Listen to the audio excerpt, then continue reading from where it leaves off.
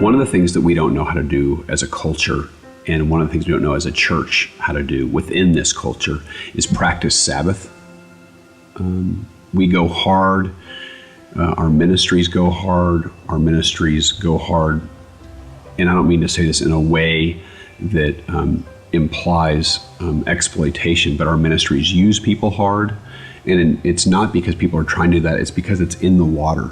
It's because that we have a culture that generally is not honoring of the Sabbath. And so the rhythms and the seasons and the spaces that make for healthy life are easily violated. And if they're not violated by the community, then we violate them ourselves against ourselves. So the question begs, how do we learn rhythms and ways of recognizing when we've burned the candle too small, too short? And how do we do that and recognize those things before we're at a point where there needs to be distance to recover? It's a really important question. And I think it gets to one of the dynamics that is at the heart of ministry in the West, and that is the way in which ministries are necessarily and can be leader dependent, and at the same time need to be community, non-personality focused. And so I think one of the things that leaders have to do is recognize that their required presence in a community to shape and guide mission, at the same time the way in which, by being that person in a community, it creates challenges that make sustainability hard. And so the question that I would want to pose is, what would it look like to alter our expectations of productivity in ministry? If we have seasons of engagement, what would it look like to really meaningfully have seasons of disengagement,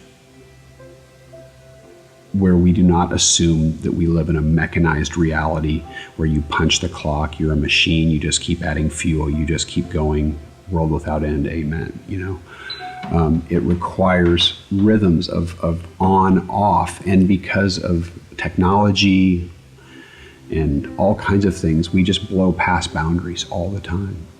The natural world would help us to observe darkness, heat, cold. These are seasons where certain things are able to happen, other things aren't. So, a chastened perspective on what's really possible in terms of productivity. A recognition that people are not resources. They're people made in the image of God, with limitations and boundaries that are given to us by God. A recognition that we, as Jesus said, a servant when fully trained is like his master. Okay, our master regularly took away time from ministry in order to get back on mission, to recalibrate his settings, to rest, to do friendship. And I think that where we don't recognize those needs and where we don't allow for them administratively, we're not honoring our master, and we're paying the price for it. I think about, for example, and this is a bit of a leap, the Apostle Paul, who was based out of Antioch. So he had seasons in Antioch where he was in ministry doing the things that he could do for that community, and seasons then where Paul was sent out from Antioch to do the apostolic things he could do.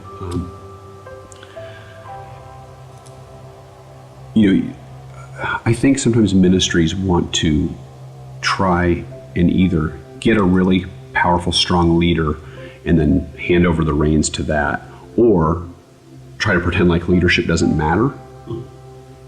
And the answer to that is not no leadership. It's good, healthy, boundaried leadership, not the absence of leadership or the overdependence on leadership. And it goes back to, I think, adjusting our expectations and recognizing the rhythms and limits that we have.